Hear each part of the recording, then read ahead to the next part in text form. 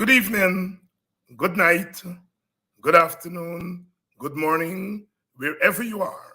Welcome to Politics 101, one of the centers of public education uh, that has sprung up in the last couple of years.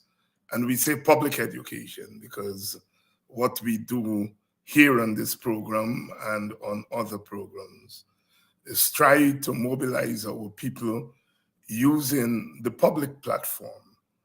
We come together to learn, to teach, to mobilize, and to keep ourselves ready as we confront the stigma of autocracy and ethnocracy. Ethnocracy. Welcome to Politics 101. I'm expected to be joined by Ganesh Mahipaul.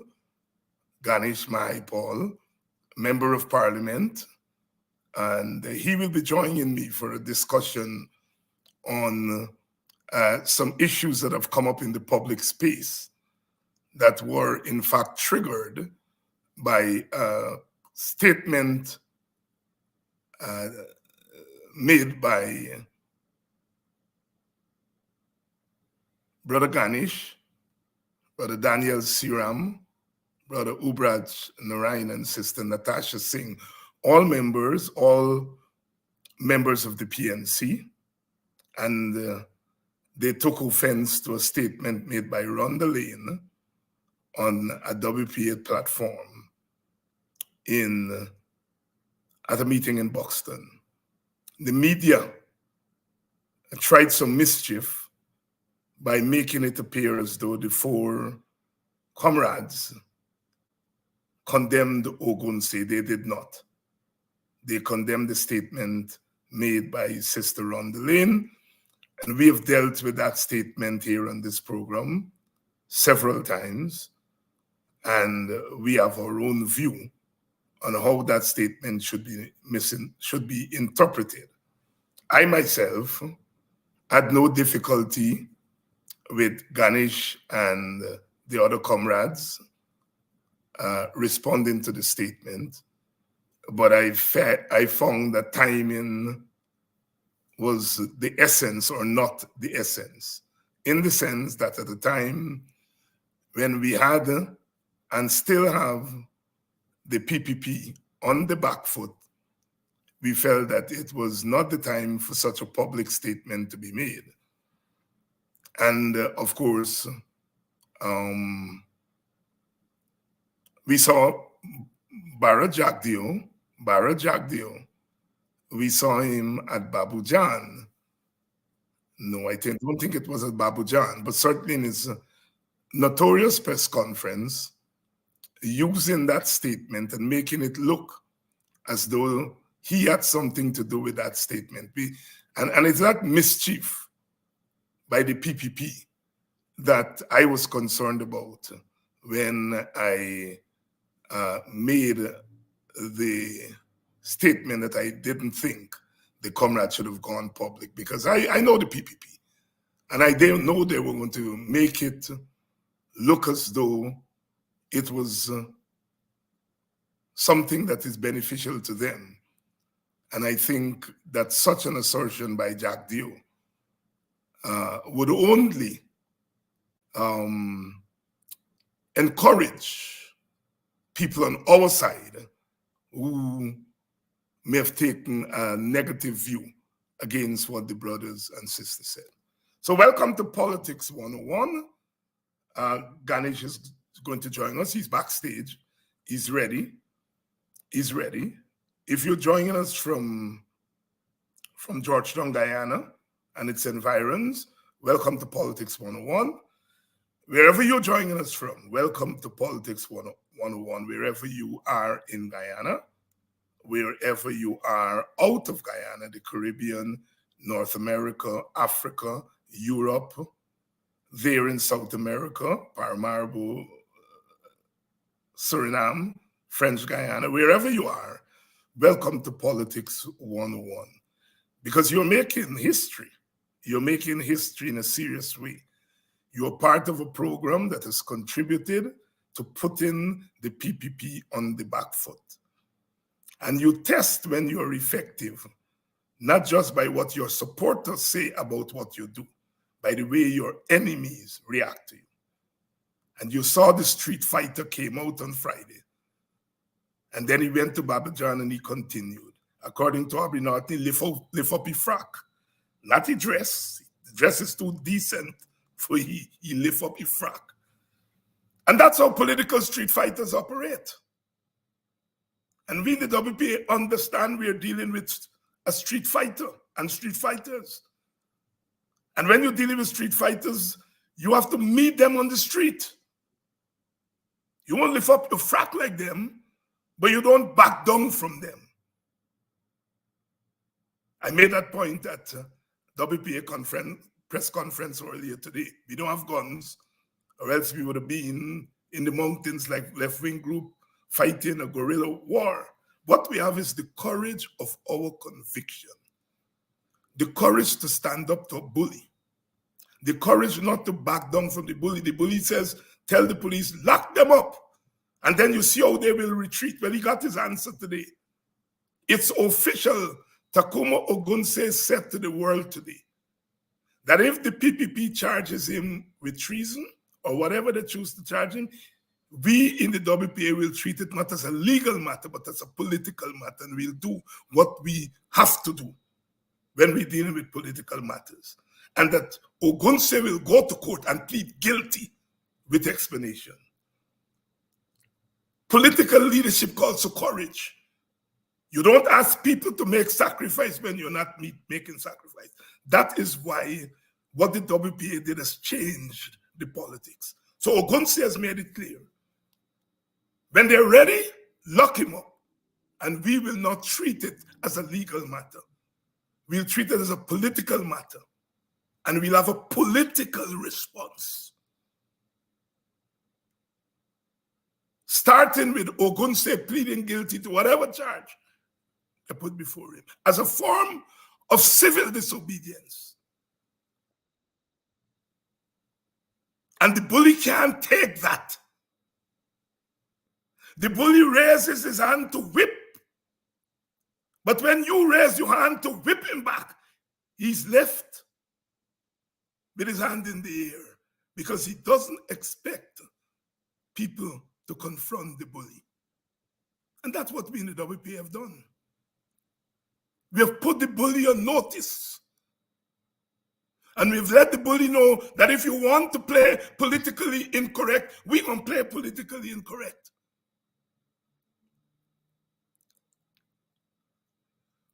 We in the opposition cannot worry about the language we use.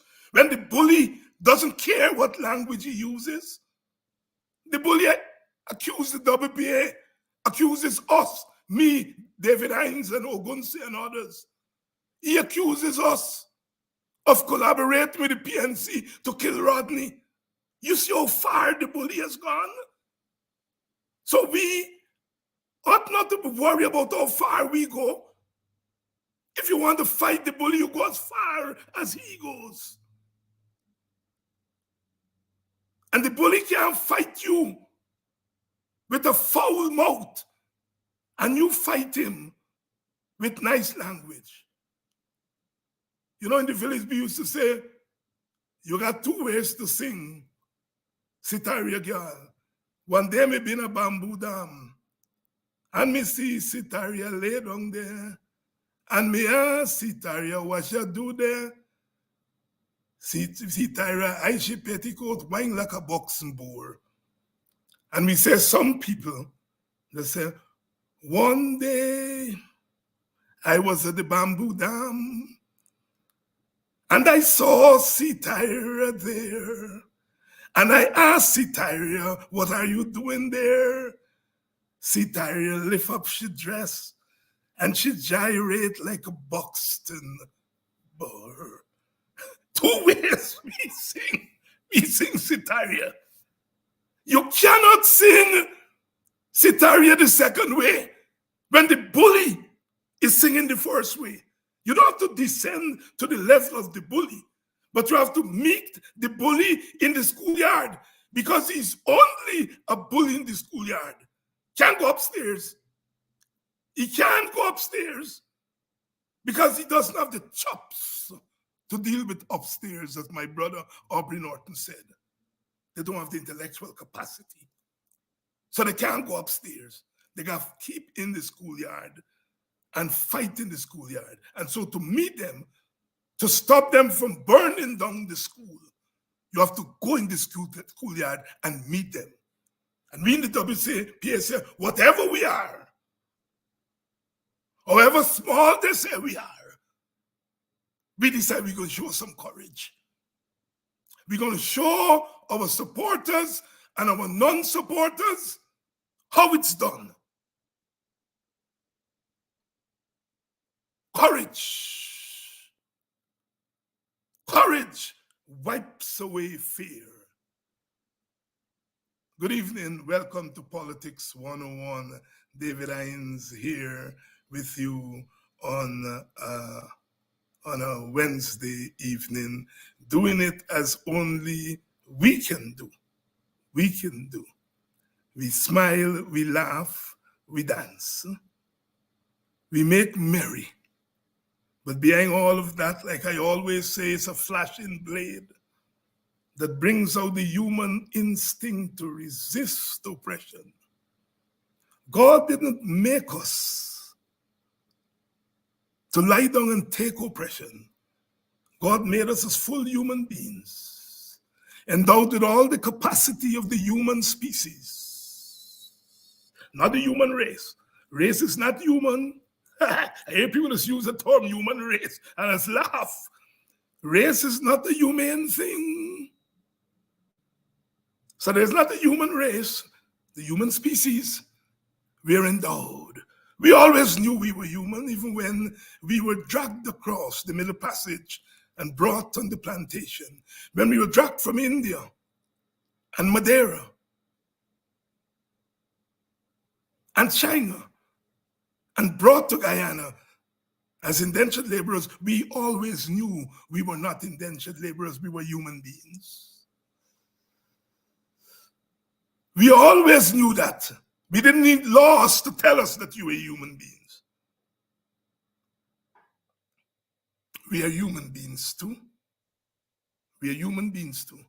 And human beings do not still their voice. Never still your voice.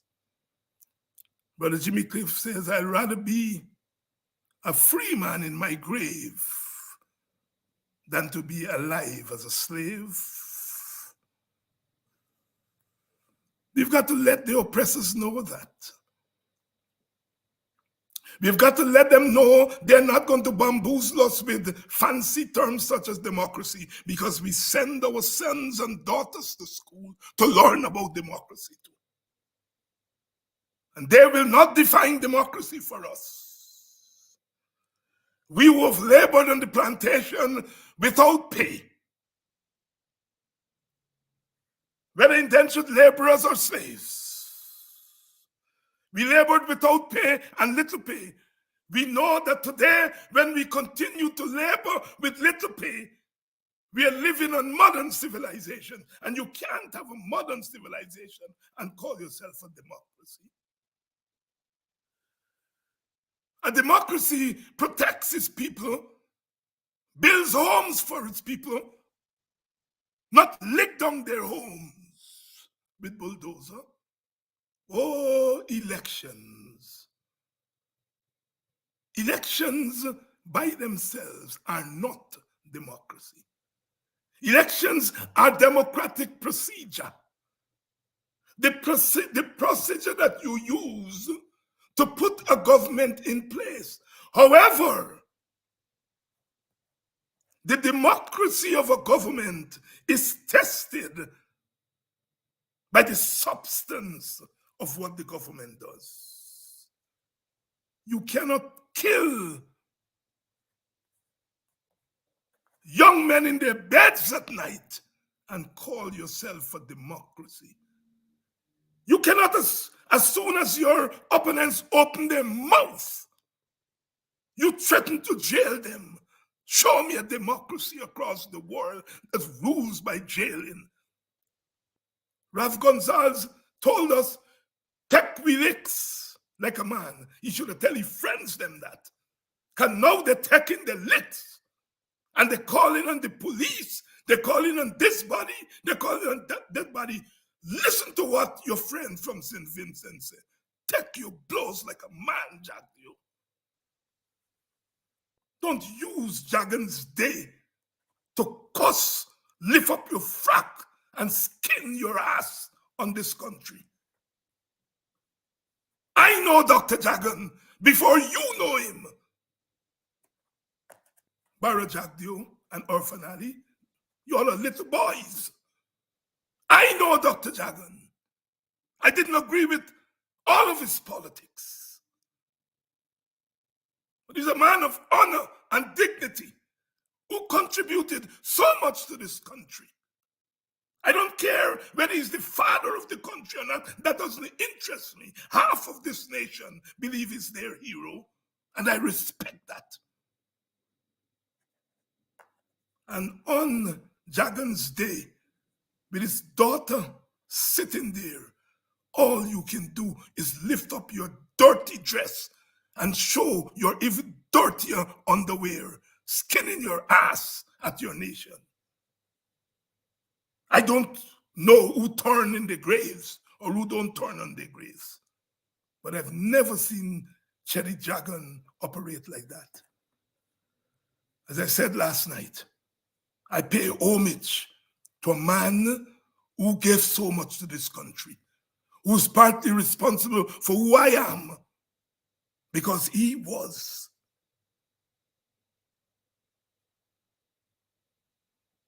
Good evening and welcome to Politics 101. Let me bring in my guest, Brother Ganesh Mahipaul. Good evening, Ganesh. Good evening there, Dr. Hines. I heard you saying that you're here on a Wednesday evening. You made me think I'm that running too it's the fast. entire day. You see why I got to get young people around? When you get old, too many things are percolating in this brain because you want to do so many things. When you get old, when you get young, you say it can wait, and you think. Uh, uh, uh, I I know you read, and you may have read the newspaper today. And there was an interesting letter in that paper. Who the hell is Forbes Burnham? I don't know if you see it. It was a letter by Hamilton Green. But I want to ask you tonight, who the hell is Teddy Jagan? Thank you, Dr. Hines. Now I don't know how many people know, but I was born in the year 1989, and there when I was campaigning in the 2011 election, I remember telling people that I'm just 22, and somebody said with that hard face, and I said it's 19 years of punishment that has this face looking like this. But I must tell you that when I decided to join politics, it wasn't a sudden decision. It was a decision that I took very seriously because at the time I knew what is it that I wanted to get into. And it required me to do some reading, which I did. And I read about Forbes Burnham, I read about Chetty Jagan, and I read about a number of other distinguished politicians in this beautiful land of Guyana. And perhaps the person who inspired me the most was Winston Paul Murray, because he had a direct conversation with me. And I must say, I was even approached by Gail Teixeira and Bibi Shadiq to join the People's Progressive Party.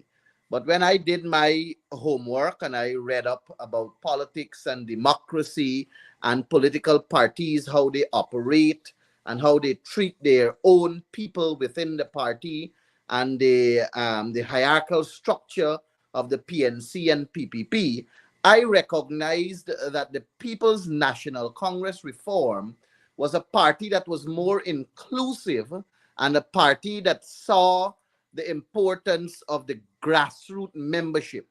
So when you become a member at the level of the group, that's when you get to contribute, and the top leadership will listen to the grassroots membership in making their decisions. I did not see that similarity with the People's Progressive Party, and that is why in 2008, when I became a national politician, it was with the People's National Congress reform. But I must say that the little I read about Chedi Jagan, I am convinced that he was a man that wanted what was best for his country, and he understood that in order for us to have what is best for our country, we have to work hard to achieve it. Whether I agree with some of the actions he took based on my history lessons, whether I agree with some of his actions that he took whilst he was in opposition is another story, because I read of instances where there were great opposition to Fobbs Barnum, he in particular, and some of the actions that he took as an opposition, in my view, was not within the best interests of the country at the time. And I have lived to see that many of Fobbs Barnum's philosophy, ideas, and pronouncements, policies, and so on are now being basically embraced and recognized. So it begs the question as to whether the genuinity of him was one for the country or for political power. All of those are different discussions that we can have. But I don't want to make a pronouncement on whether I think he was heading in the right direction or not. From what I have read, however, I think he was a man of somewhat substance from the beginning. And you know, I hear people talk about the People's Progressive Party and he being the founder of the People's Progressive Party. No document has ever been shown to me to conclude that he was singularly responsible for the People's Progressive Party. I had the opportunity of reading a document a couple of nights ago where I learned that there were basically two organizations, Chedi Jagan being from the PAC, I think the Political Action Committee or the Political Affairs Committee, something like that. And Fobbs Barnum belonged to another organization. And it was them who came together and they formed the People's Progressive Party. And that same document said to is documented that it was Fobbs Barnum who gave the name People's Progressive Party.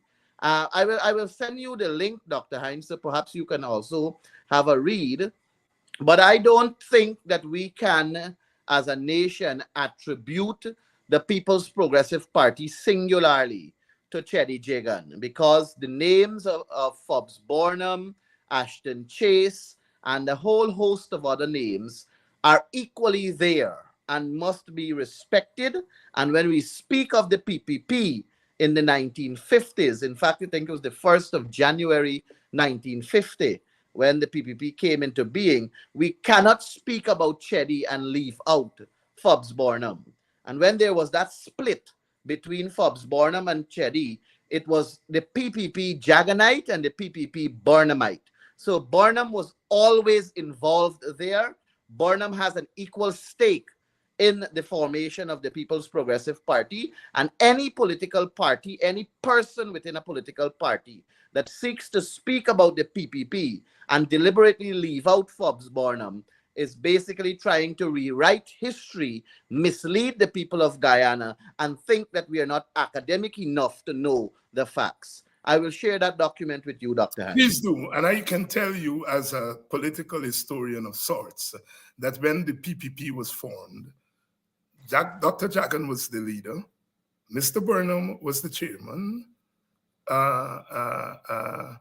Boise Ramkaran was the treasurer, Mistress Jagan was the general secretary, Sidney King, E.U.C. Quine, who is still alive, was the assistant general secretary. The executive included people like Martin Carter, Rory Westmus, Jane Phillips Gay, Dr. Dr. Lachman Singh, Joseph Lachman Singh. Rosemary Lachman Singh, Hubert Wong was there, Jai Narai Singh, I think, was there. There were a whole host of people there, right, when it was formed.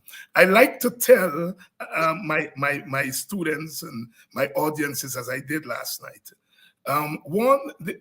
the PPP from 1950 to 1956, this present PPP should not own that PPP.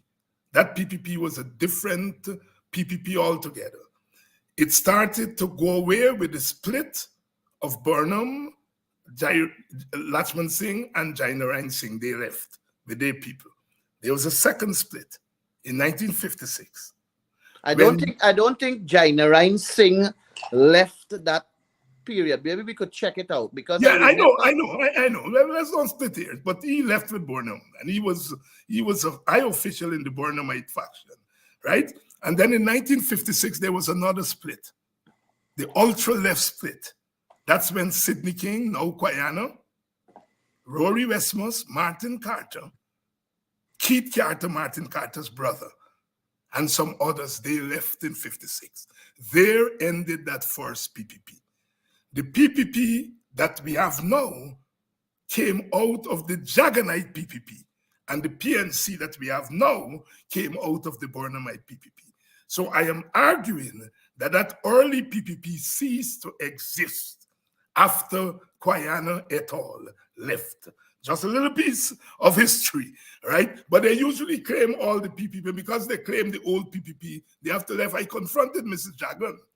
Years of, but we must not, Dr. Hines. Yeah. We must not, and I don't want to leave out this part of history also, that Jainarayan Singh was accused, and I think it was documented in a book also. When he accused the People's Progressive Party, the Chedi Jagans and the likes, of rigged elections when he was contesting for internal elections, and they rigged the system to favor Horatio Ben in front of him, Brintley Ben in front of him. I don't know if you recall that, but yes, I read that also. Oh yes, and they favored they favored Brintley Ben over Balram Singh. Oh yes, it was Balram Singh Rai. Yes, you're and correct. when Dr. Jagan and Mr. Jagan came back to the country. Yeah, I mixed the name up there. Forgive me. It's Balram Singh Rai. Yeah, they rendered the election null and void. So when the PPP wants to talk about rigged elections, they must go back to where they were taught to do it. They should reread Balram Singh Rai's book, and they will be properly equipped with the knowledge of understanding where rigged election is really.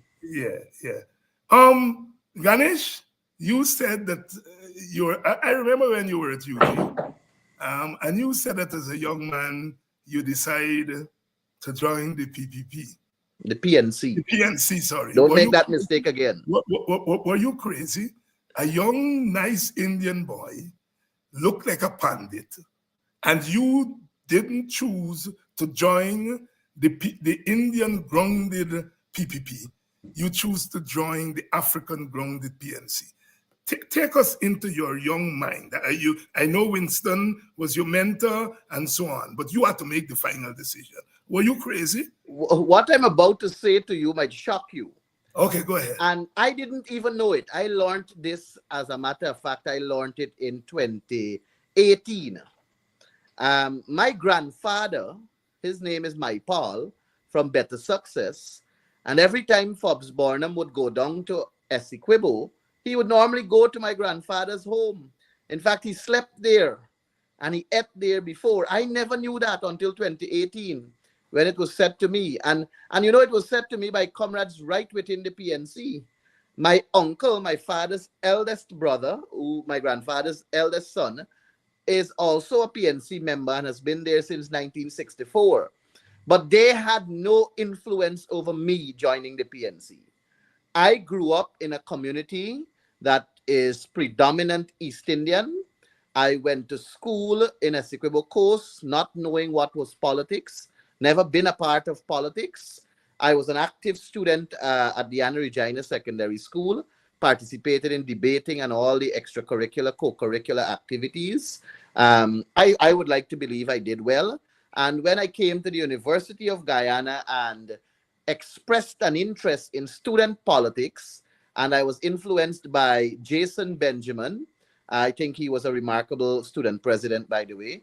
And from there, campaigning on campus, engaging with lecturers who were also in the national political arena. And then you hear things like the University of Guyana student politics is a microcosm of the national politics and all of these things. And I became a member of the student council where I sat with the likes of Gail Teixeira, Bibi Shadiq, Vincent Alexander, Dr. Rupert Rupnarain, uh, what's his name from the PPP, Lumumba, Odinga Lumumba. All of these were big politicians, if I may put it that way, with me being my little piece in a corner. And I had the privilege of mingling with them when we were selecting the vice chancellor. And at that time, we selected Professor Jacob Opodei. And I got a very close tie in terms of understanding how politics work. And that is what gave me the push. And when I joined politics, it was much to the disappointment of my parents and my brothers because they knew what is it that my uncle went through and my grandfather went through. I didn't know what they went through because I'm a little child to them. And it was much to their disappointment, but it was a decision that I took singularly, a decision that I made consciously, and it was after a very fruitful engagement with Winston Murray, the late Winston Shripal Murray, and I joined and became very close with the likes of our leader of the party right now, Aubrey Norton, um, Dr. Richard Van Wist Charles, Kat Scan, Jeffrey Thomas. All of these I rubbed shoulders with, if I may put it that way. And since then, I have been committed, dedicated, and sincere to the ideology of the People's National Congress reform. And I have ascended my way from the party. I was first a secretary to a GYSM group, a Field Sophia GYSM. I then transitioned to the Bel Air Campbellville group. I then moved to Region 3, where I joined the Shortville group. I ran for a CEC, Central Executive Committee member seat in Region 3, won it. And that took me into the leadership of the party. And now I am an elected member of the Central Exec. At the last Congress, I was elected. So I would like to say I'm a two-term CEC member of the party. And there is where I sit right now in terms of the party. And I'm a serving member of parliament representing the party there too. Ganesh Mahipaul here tonight, giving us an insight into the factors that led to him bucking the system, going in the other direction. And I'm sure many would have called him the N word. Both races got the N word, and they would have called him the N word, those who felt that he should have been in his natural ethnic home. Well, Dr. Hines, I wasn't called the N word. I was called another word. I was called a coolie crab dog. I Ah, was called a sellout. I was called a sellout also. And there are a number of other names that I had to put up with, but it never bothered me. And I'm going to say something to you. You said that I went the other side. I believe that intelligent East Indian Guyanese, once they open their minds and they are conscious about their decisions, they will never support the People's Progressive Party. I recognize that the People's Progressive Party, they prey on minds that are not open, and they prey on minds that are concentrated within these rural communities growing in one cultural direction. Perhaps if I didn't come to the University of Guyana, maybe I would have been a PPP because I was circulating, or I was being groomed in a particular cultural environment on the Essequibo coast that I believe had one thinking and one approach to things. And the indoctrination is a heavy tool that is used by the People's Progressive Party. But once you are able to free yourself from that bondage, once you're able to free yourself from that little cocoon that you grow in, and you get to explore the world wider, and you get to interact and matriculate yourself and become a thinker for yourself and become a man of yourself, you are able to make decisions for yourself that can impact you as an individual and not necessarily follow what grandmother and grandfather may have said to you or what you were taught in your own surrounding growing up. And I want to say to you that being a part of the People's National Congress reform is a decision that I will never regret. I don't think I will ever regret it. At least up until now, I embrace that decision. I welcome it. And I have been doing what I would like to believe good at that level. Ganesh Mahipaul, young political activist of the People's National Congress. Ganesh, the WPA held that meeting at Buxton about 3 weeks ago, and you were listening. What were you doing listening to a WPA public meeting? I can't be a politician and not listen to what is happening, right? I even listened to the entire Babu Jan setup. I even listened. I listen to your program regularly, and when I miss it, I go back and I listen. I listen to Benchcap program. You cannot be a politician and not be au fait with these happenings in your surrounding. You cannot be a politician and not be in the know. You have to know. Even when Bharat Jagdeo holds his press conferences, I tune in and I listen because in order for you to address and in order for you to correct and in order for you to set the records straight, you must know what has happened. And I am a kind of a politician, Dr. Hines. I don't go on hearsay. I always believe that I ought to hear it from the horse's mouth. And when I hear it from the horse's mouth, I interpret it my way. And I'm going to give you a typical example. There was an article that I read in Demerara Waves some time back, and the article was structured in such a way that it gave me, when I read it, an interpretation that I didn't think happened. And I went back to the recording and I listened to the entire recording. And in my view, Demerara Wave did not capture the real story and the essence behind the what was said versus what was written. So I like to always listen. I like to always tune in and be a part of the events. And then I do my own deduction. I don't allow people to influence how I think. I don't allow people to influence me on something that I'm solidly convinced about. I do. My conscience must be clear when I take a decision. I have a very strong religious conviction, and I hold to my principles, and I believe in the ideologies of the PNCR. I don't mix my religion with my politics, and I always believe that I must say something or do something that I'm comfortable with. I don't allow anybody to influence me in that direction. I have gotten into serious problems with my biological father and biological mother because of that thinking. And they have come to realize that I am who I am and I am strong as I am. And I'm not going to allow nobody to influence me.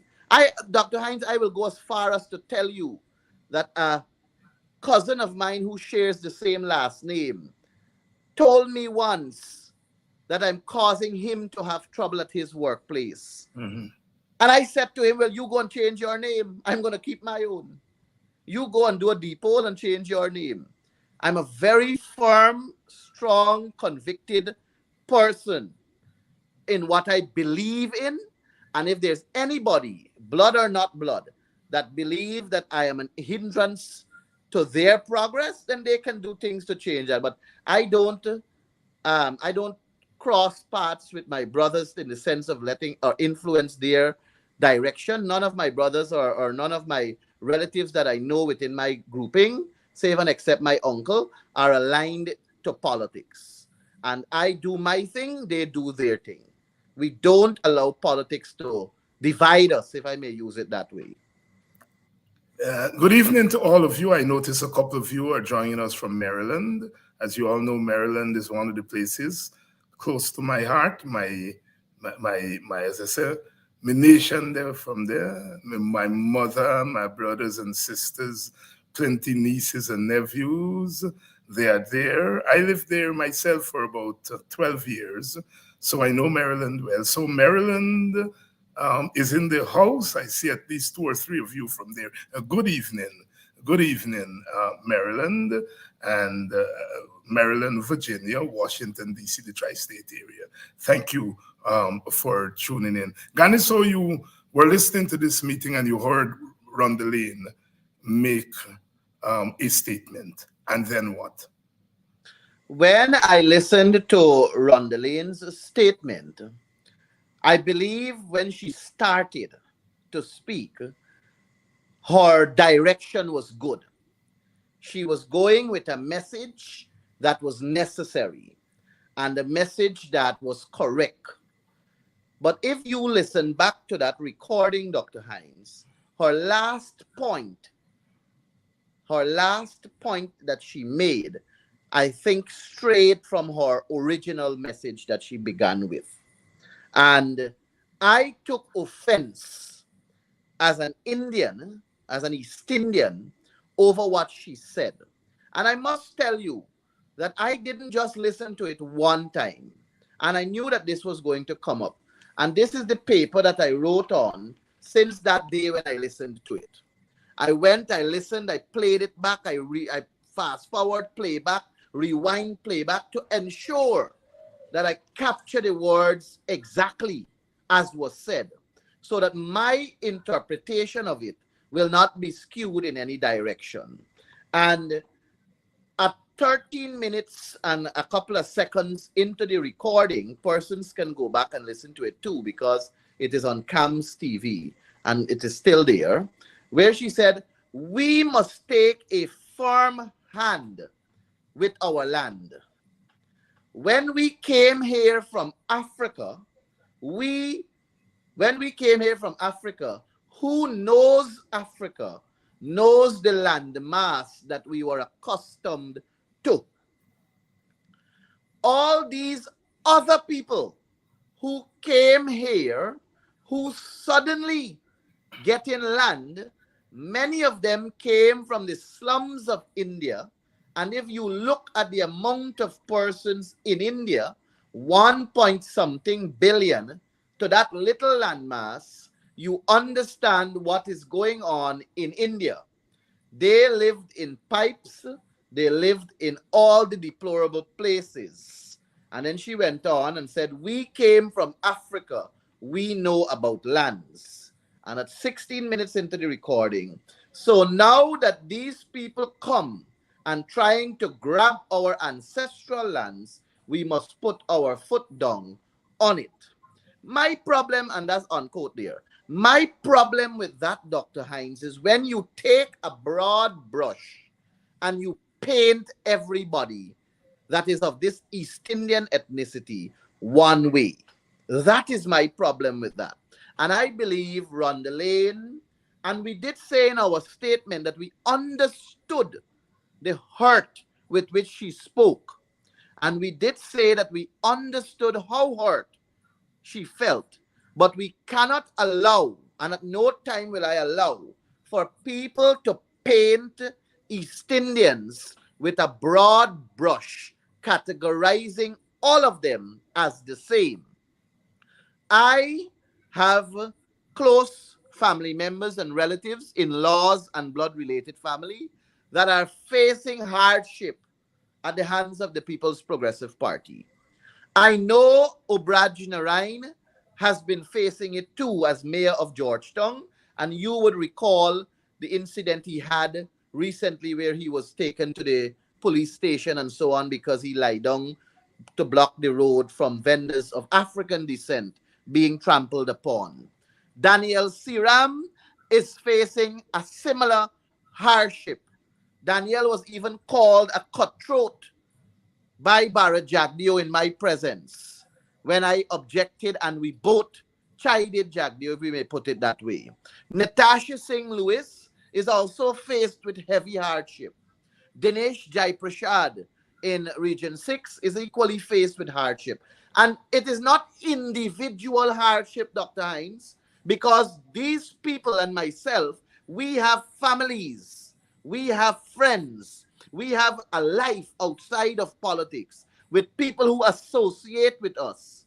And it is really and truly courageous indeed when another East Indian person who is not a political person can stand side by side with me, take a picture and share it on Facebook.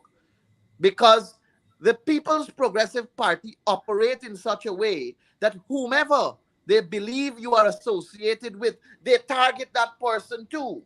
And that is why I made the point to you before that I am being targeted for my race also from the People's Progressive Party.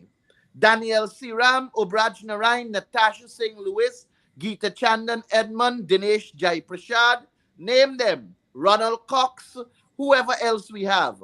Vincent Henry, Amerindian brothers and sisters. They are Don Hastings Williams. They are target for their race too. You see, Dr. Hines, the People's Progressive Party believe that if you are of East Indian ethnicity, you ought to be a PPP. And if you're not a PPP, then you are dubbed an outcast. You are dubbed a sellout. In my case, I was dubbed a coolie crab dog. And then they target you because your race was supposed to be with them. And because we're not with them, we are being targeted. So we are not targeted because of our political affiliation. We are targeted for our race also. And the same goes for my African brothers and sisters. They are targeted also because of their race and political affiliation. When you look at the blacks that are currently in the PPP, the Afro-Guyanese who are in the PPP, let's name them. Mark Phillips. You look at Kwame McCoy. You look at Hugh Tudd. You look at Brinkley Horatio Ben. You look at Unej Waldron. Are they being targeted because of their race? No, because they embrace the PPP. They are part of the cabal that is enjoying the wealth. They are part of the friends, families, and favorites. So they and their family are not targeted, even though they're Afro-Guyanese, because they're a part of the parcel and they're a part of the sham or the superficial nature of presenting this political party, wanting people to believe that it's all inclusive. But you can only dub the People's Progressive Party as all inclusive when you see genuine care and concern for all of Guyana, even those who don't support them politically, which include myself and all the other names I mentioned that are of Indo ethnicity in the PNC, the persons who are of Amerindian ethnicity, Portuguese, European, Chinese, name them, mixed race, when they can show inclusiveness, and of course our African brothers and sisters, when the PPP can show inclusiveness to treat everybody equal who are against them politically because they are the government in place, then I can agree that they stand solidly for what is an inclusive governance system. But for now, Dr. Hines, I hold to the position that Ganesh Mahipaul, Daniel Siram, Natasha Singh Lewis, Ubraj Narain, Geeta Chandan Edmond, Dinesh Jai Prashad, Ronald Cox, Don Hastings Williams, and all the others who are non-Africans in the PNC are equally feeling the wrath of the People's Progressive Party because they are not PPP supporters. Ganesh, did you ever believe, as you were putting out that statement, that Jack Day and the PPP would use that statement against African Guyanese? I never saw that. I never saw that they will use it against African Guyanese.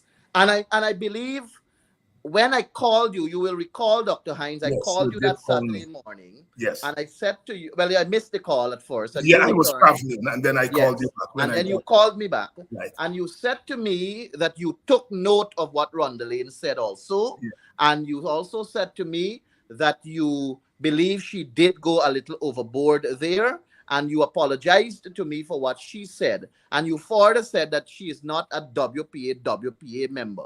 And she clarified that too, because she was on Mark Benchcop, where she said she's not associated with any political party. And I know, Dr. Hines, that I don't come to the PNC or to the opposition as myself. I have people who look up to me, people who are of my ethnicity. And the same I can say about Danielle, Natasha, Ubraj, Geeta, and the others. They have people who look up to them and who look to them for direction and guidance, who look to them for leadership. They may not come out in the numbers because they may not be as bold as we are, and they face their own victimization should they come public. I can tell you in confidence and privately of a number of persons who hold me as a good representative of theirs with Indian ethnicity. And they were even peeved and moved by what was said. So I had to make a conscious decision, and my the other co-signatures had to make a conscious decision as to whether we are tokens in the PNC or not. And we knew that we are not tokens in the PNC because we knew that the ideology of the PNC is all inclusive, and we know that the PNC is still all inclusive. We knew that we joined a political party that is national, that embraces all, and we knew that we have a voice and we can speak, and we knew that our party will not be against whatever we say. You may have a few members who have their own position, but at the end of the day, the ideology of the People's National Congress reform is not to silence any race that is there. It is not to silence anybody's position or anybody's direction. If you are convinced and you have a fair conviction of what you stand for, go and articulate it and defend it. That is the party that I joined. That is the party I'm a part of, and that is the party I'm proud to associate myself with. Ganesh, you remember when Sister Amanza Walton was accused of racially insensitive statements? Did you consider putting out a public statement? Were you hurt by your statement? I have no problem with you calling Amanza Walton this year now and ask her what is it that we did. We defended Amanza. I know that I defended Amanza on my social media page. Yes. I know that Daniel Siram defended Amanza Walton this year on his social media page. I know that we walked with Amanza to the CID department. Why you all defended her? She made statements that most Indian Guyanese found offensive. I don't think most Indian Guyanese found, and that is the problem. We hear Jagdeo talk one thing, and then we believe that when he says it, the entire nation believes it. And I don't think that majority of the Indian population were against what Amanza said. Is the do you think the majority of them were against what Rhonda said? What Rhonda Lane said in terms of Yes, her statement? Yes, I do believe so. You do believe? It is so why you no? They're both statements that Indian Guyanese found offensive. I am not, but it is two different contexts. Yes, two different contexts, but they were offensive. Indian Guyanese found them offensive. First and the of problem all, I have is that you all protected Amanza, but you all decide to go after. But I'm going to tell you why. Going to tell you why. First of all, Amanza's statement was not one that painted all Indians the same way. Amanza was very particular when she said that the supporters of the regime, Rhonda Lane's statement was, so now that these people come and trying to grab, Rhonda Lane painted all of us with one broad brush. Amanza did not paint all East Indians with one broad brush. And what Amanza said is not the first time it was said. I appeared on many programs, and I said that if people educate themselves, and I said it here earlier, if people educate themselves and familiarize themselves with a broader surrounding, they will never support the People's Progressive Party.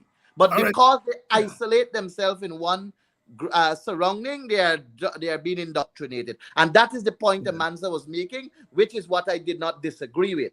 I disagreed with Rhonda because she painted all with one broad brush, Dr. Yes. But Hines. you didn't disagree with Amanzo, but most Indians disagreed with Amanzo. And I'm telling you And that they wanted, there are other hold on, Indians that and they didn't. wanted to lynch Amanzo. And you were correct to protect Amanzo. You were correct. I was correct. All of us protected. But this working class woman, Rhonda Lane, she's not the leader of any party. And Because she said she's not associated to any party either. right. Okay, she's not. But you all didn't protect her from the vultures. And that But is my thing. Right? I mean, you called me, and I appreciate you called me, and we had a conversation. And as I said, I give you satisfaction. I took responsibility for Rhonda's statement. She said it on our party's platform, and we took responsibility.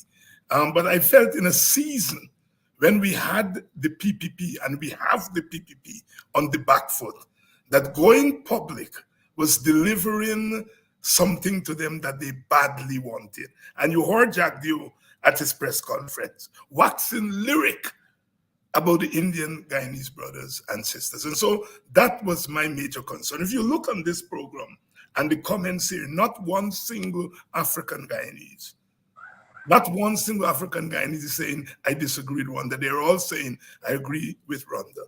So I'm saying to you, Ganesh, this is an issue that is much more complex, that needs treatment. And I am glad that there are Indian Guyanese in the PPP who are thinking, in the PNC, sorry, who are thinking about Indian Guyanese interests. Because we call on the Black people in the PPP that they must look after Black interests. And I'm glad to hear Indian Guyanese in the PNC who are not afraid to stand up and tell their Black comrades when they are being insensitive, when you all think they're being insensitive to Indians. But I'm saying you all should not be selective about it. And secondly, but I don't agree, Dr. one Hines. must look at the political environment and determine how you're going to fight certain things. That was my concern. I understand that. And I'm going to say to you that I don't believe we are selective. I don't believe we are selective. That's the first point I'm going to make. And the second point I'm going to make to you that the persons who are on in the comments section who you said are of Afro Guyanese being, and they are saying that they agree with Rondale, and I can't change them from saying whether they believe or disagree. But at no time should they believe that I should believe that too. And Right. when you But when you Ganesh, you are a member of the PNC. The way our electoral system is made up, it would mean that you are in parliament more on the strength of African Guyanese votes than Indian Guyanese votes. Hold on. And you have not made a categorical distinction between African suffering and Indian suffering. You throw it all in the same pot.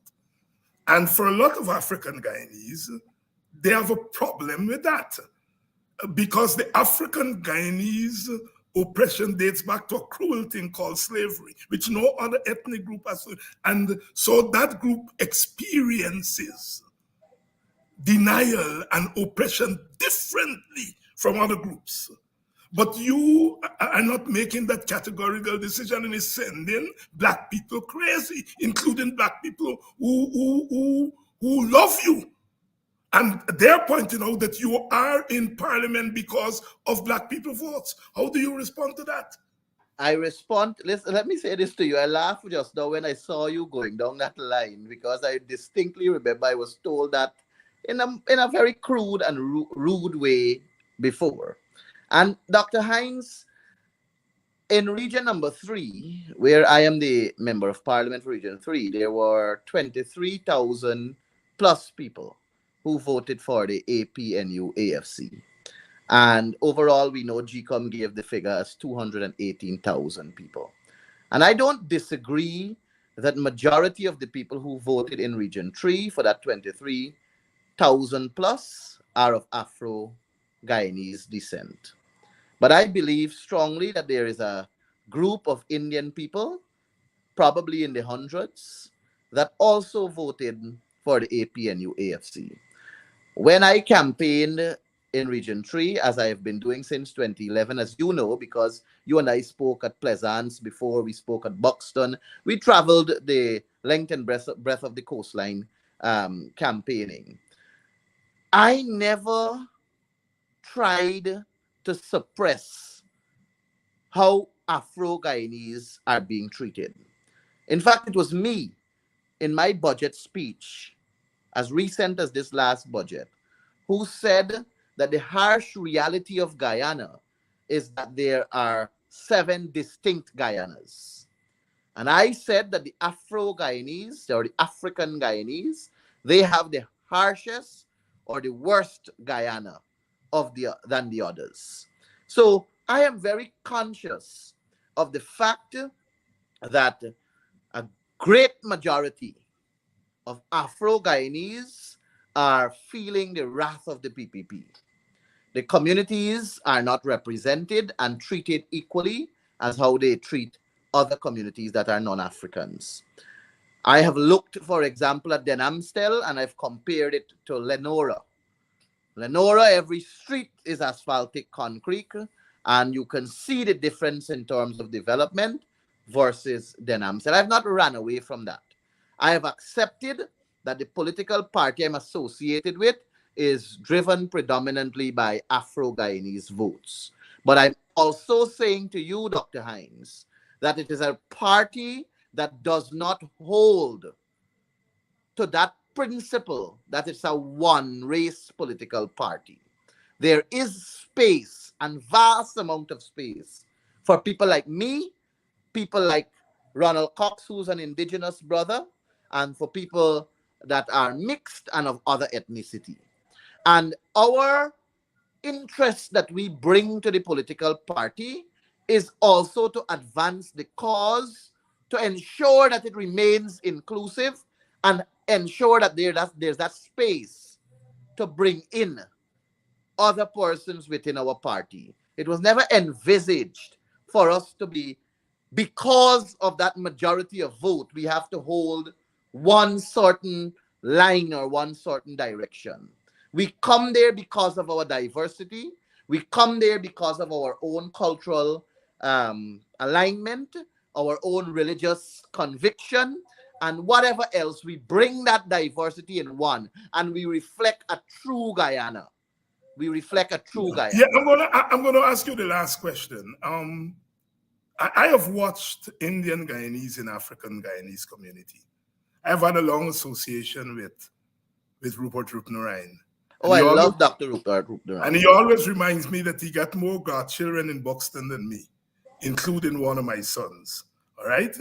And I had an argument with my erstwhile friend Freddie Kisoon over Rupnarain. He doesn't favor Rupnarain, and I love Rupnarain. And it occurred to me that I should ask people in my village, what is it you love about Rupnarain? And when I talk to people that express the sentiment that he cries for them, and with them they feel, there's a saying in the Black community, maybe in the Indian community too, every cow cry for your own calf. All right? And they felt that Rupert Rupnarain, while not an African, he was crying for their calf. In effect, he had a spiritual relationship with Black people, has, because he's still alive. And Black people then, in turn, embrace him in a spiritual way. And it was largely when he spoke, he made a distinction between the working class suffering of all Guyanese under PPP governments, but the particular suffering of the African Guyanese because of their unique experience. Are you following me? And you're still young, all right? It's a feeling thing. It's a But feeling Dr. thing. Yeah? Hines, It's a Dr. feeling Hines, thing with both sides. With Indians who feel some Black people, and there are Black people who feel some Indians. Dr. And Hines, yes, go right ahead. when I decided to join politics in 2008, I knew that the People's Progressive Party was a predominant East Indian party Yes. dominated by Indian Yes. votes. I knew that the PNC was a predominant Afro-Guyanese party dominated by African votes. And mind you, in 2008, the People's Progressive Party was in government. Yes. And I chose not to join them in government. I chose to join the PNC, who was in opposition. And when I stood on those stages with you at various platforms, I understood their pain, and I still do. Yeah. I don't want you to mistaken that. I still do. It hurts me what I saw at Maka. I was there. I think I met you there. You were there too when you came. I was sitting Yes. on the Yes. road. Yes. I Right. was sitting down on the road with my other colleagues, and I met you, and it hurt me. I expressed it in my budget speech when I had to see that mother, single mother, had to witness her house being torn down, and the anger in that operator, that excavator operator, when he dug that hole and buried those drinks cases. That Yeah. woman could have moved those things; they were movable, and sell them and get money. And those things are harsh to focus on. It's difficult to swallow. I don't want my son to grow up in that kind of atmosphere. And I saw what Obraj had to do at East Street when he had to lie down literally in front of that vehicle to defend vendors that are of African descent. That's right. That's right. I saw with Region 5 when the Henry boys. Let me stop you on But the let me make the Brazil. point. I want to Yeah. make this point. Yeah. I don't disagree that African Guyanese are facing the full wrath of the PPP, and In a I feel that qualitative sense, not just quantitative in terms of the figure. qualitatively too. It affects the soul of them, their soul. Yes, and believe me, it affects me too. Right. Believe me, it affects me too. That is why I'm not with the PPP and will never be with the Yeah. PPP. Yeah. Let me And I can tell you, when you can look at a person like Daniel Siram, Natasha Singh, Louis Obraj, Geeta, and the others, and they chose the PNC, it affects them too. But equally so, they have feelings, Ganesh, and yes, they as in Ganesh, we. let me say this. Let me say this. I was in front of the court when Ubraj I came know, out, I saw you there. saw me there. And I was We have been a listening lot of places a together, lot of Dr. places Hines. together. I was listening to those mostly black women in front of that court and as we marched. And some of them spoke to me directly. They said, that's a brave Indian man. And we are going to protect him. We are going to protect him to the end of the day. It's a spiritual thing. It's not just political. And I have to say that Ubraj signature of that state, that public statement, is the publicity of it. It's not the essence of the statement, but it's that it went public. I speak to some of those same women who saw the, and they're shaking their heads. They were disappointed because they felt that they pour out their belly for Ubraj. And here is Ubraj exposing a black woman like them. You see, it's the complexity of race relations that I think that is being missed. It is not your right. People are trying to take away your right to say Rhonda was wrong. But in the heat of the moment, when we all are pushing the PPP to the wall, people are saying, out comes this thing that gives the PPP an opening. They've always called us racist. They've always called people like Rhonda racist. And now here is your statement, which gives them some juice, some justification to say, yes, we always told you all they're racist. Even Ganesh is now hinting at that. So taking your statement and using it to prosecute and criminalize black people. And that's what I'm trying to draw to your attention. And I hear you. I hear you.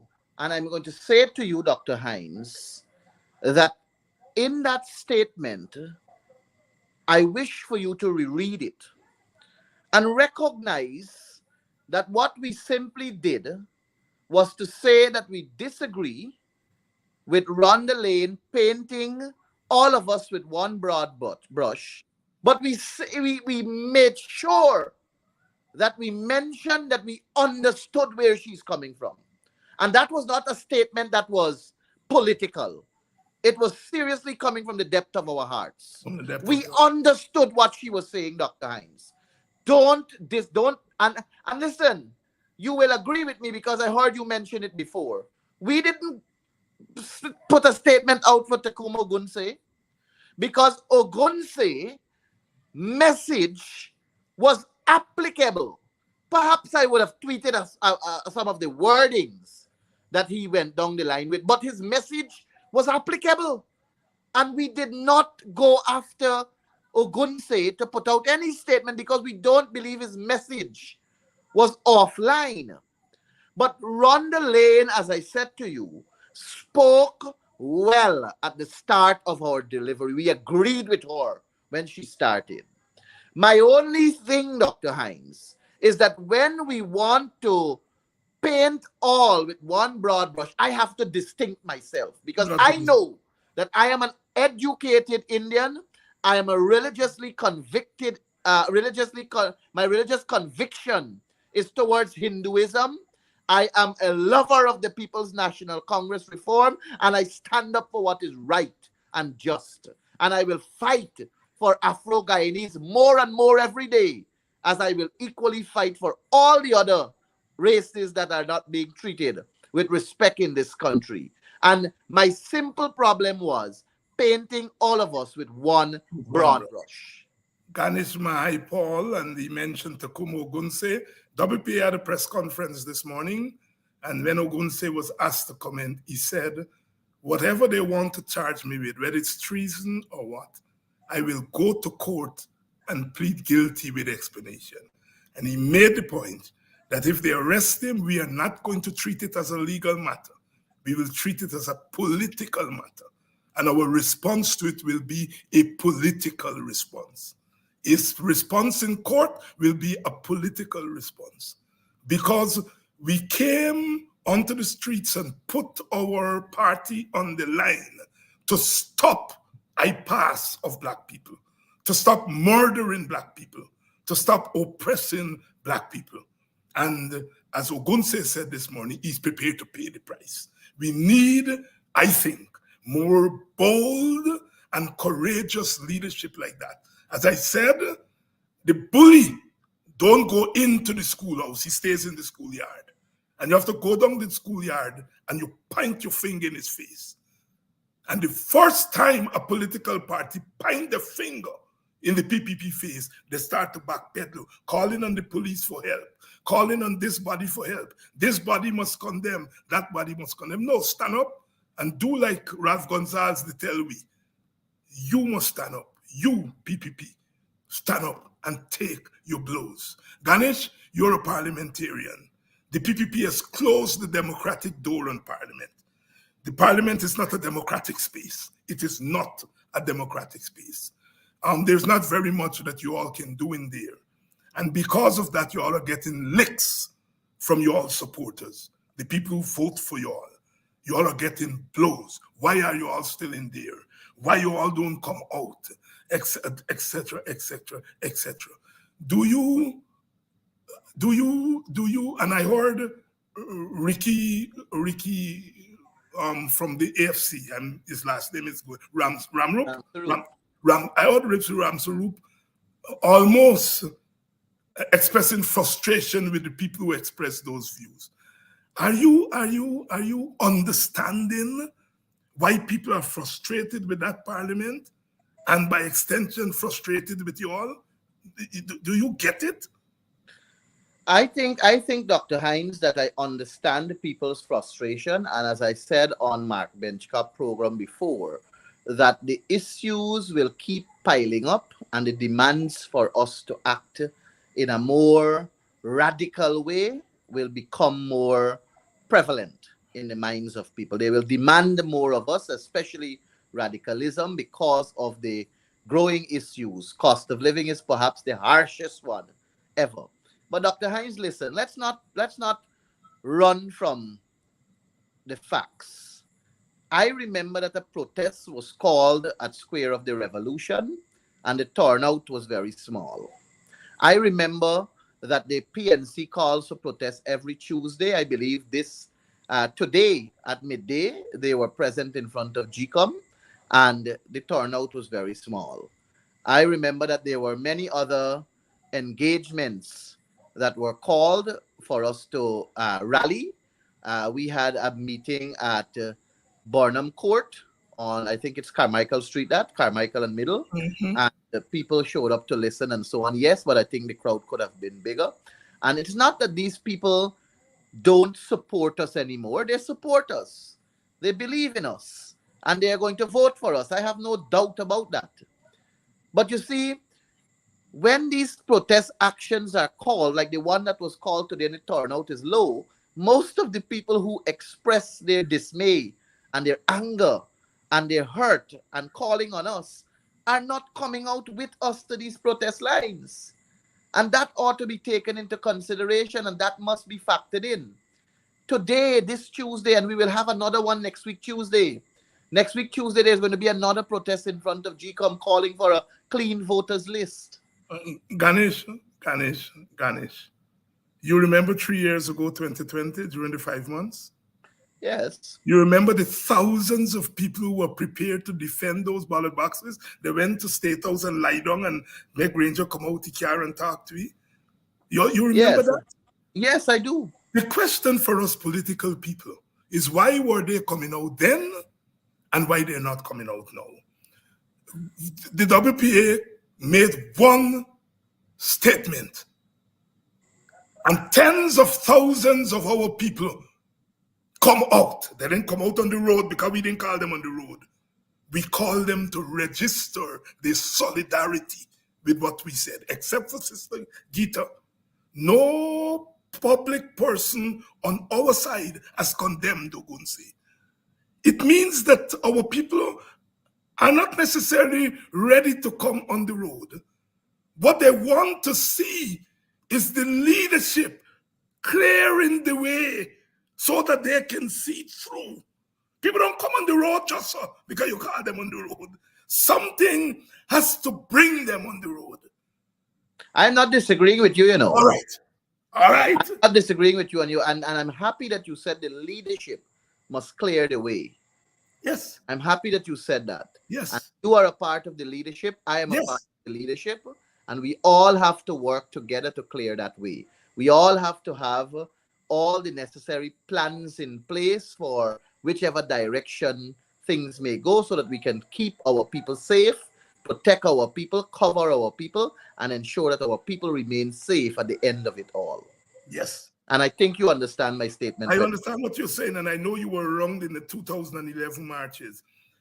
And I had to say last night on my program that those who say every time there is a protest by the PNC slash coalition, Indian people were beaten. We marched up and down for almost 2 months and after and 2000. and that Not was a break single, dam, break and dam. yes, and not a single Indian was touched. Indians were coming out of their gate at the I gate. disagree, Dr. Hines. I disagree with that statement that Indian people are being beaten and brutalized by African people from the PNC. You know, I disagree No, with no, that. no, no, no. I I didn't say from the No, no, PNC. I'm not saying you're saying it. I'm not saying Yeah, you're saying it. yeah. I'm saying that that is the kind of statements that come from Yes, the yes, PPP. yes, yes, because And of the yeah, I know of the PPP paying rogue elements to yes, join yes.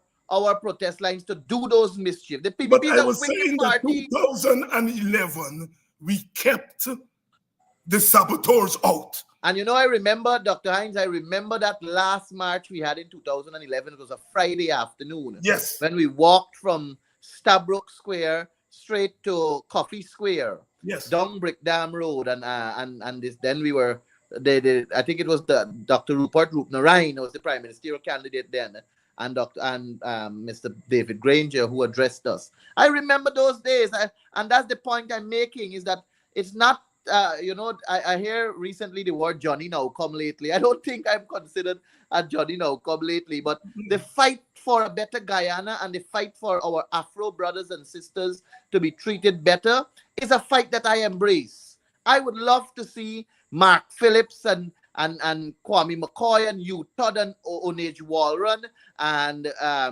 Horatio Ben, Brintley Horatio Ben join that fight too, because they're a part of the people who are in government, and they can make life better for our Afro brothers and sisters, and even the Indo brothers and sisters that are facing the wrath of the PPP too, and all other races. But I am in a PNC party that is prepared to fight for that and will fight for that. And we will fight for all of Guyana, as I know you embrace too.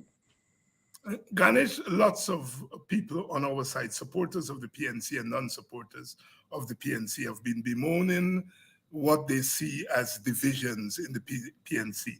Are they exaggerating?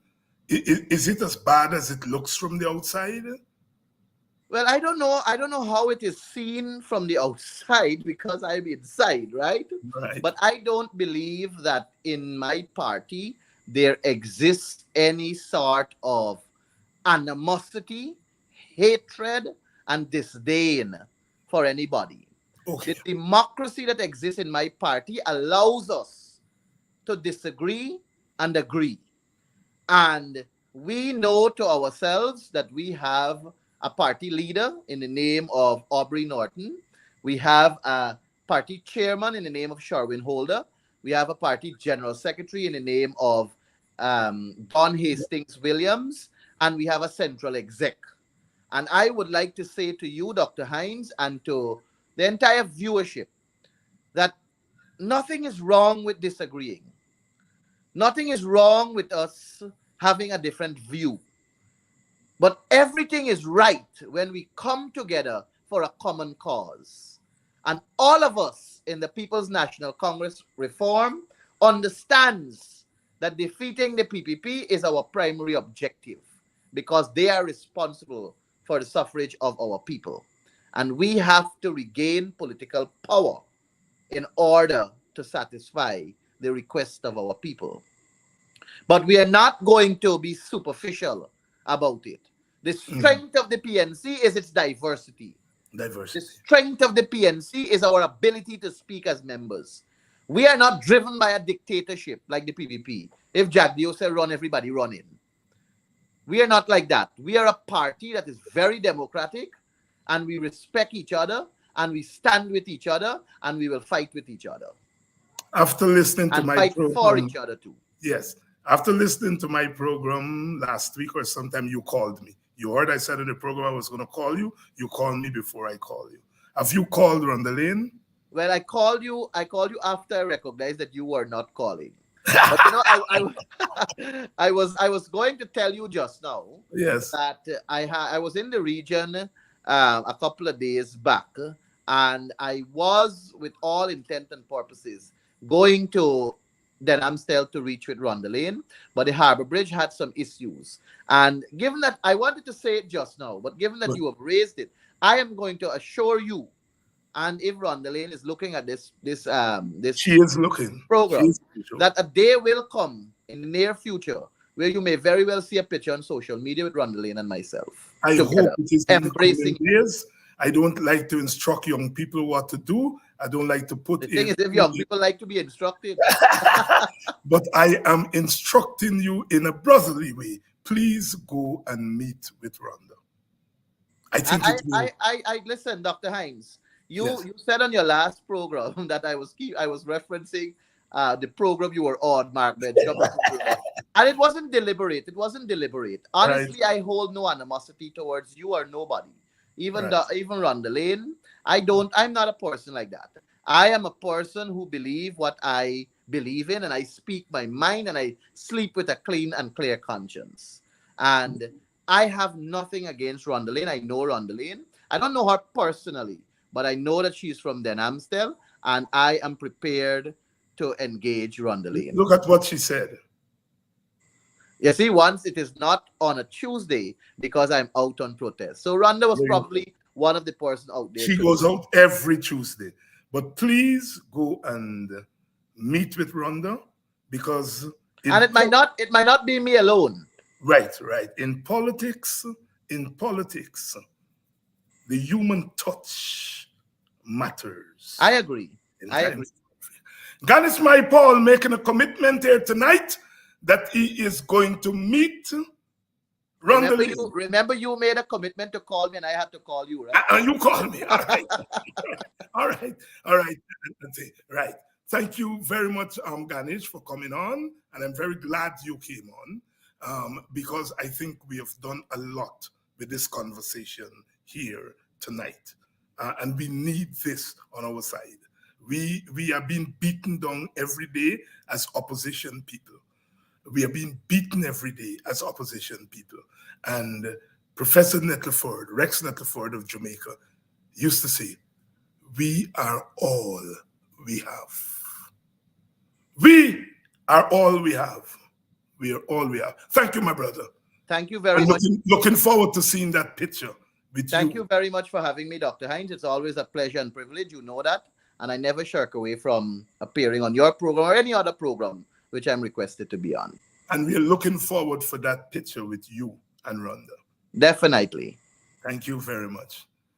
Ganesh Mahipaul, a young man that I like. He's very eloquent. I think he feels politics. And I think he's courageous, to be where he is in the PNC. And I give him the benefit of the doubt. As you notice, I don't agree with everything that he has said. But I think we have to work this through as brothers and sisters. And I am very glad that he has decided to go and meet with Rhonda, not just call her, but to go and meet with her. Because he did call me, and then I promised to call him before I called, like he said, he called me. And there's some graciousness there. Until tomorrow night, we're going to have Lincoln Lewis and Leland Saul on tomorrow night to talk about that new institute for equality. They're having an event in Golden Grove this coming weekend, and I'm going to have them on tomorrow night. So come out in your numbers. And you see, Ganesh was on, and your numbers were as high as they normally are. And that's what I like. That's what I like, that we are socializing ourselves. We are socializing ourselves, not to be beasts, but to be the lovely people that God has created, and that we may disagree, but we don't hold animosity. Thanks for staying with me tonight. All of you, all of you, all of you. And I hope one day I can meet many of you in the person, because it makes a big difference. I met quite a few people in Atlanta.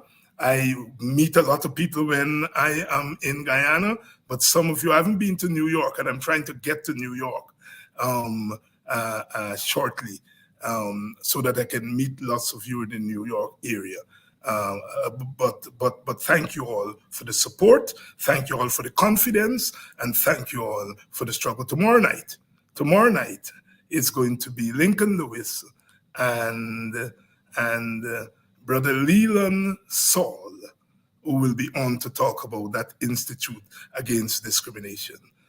Until then, be nice, be good, and be vigilant and radical as they come.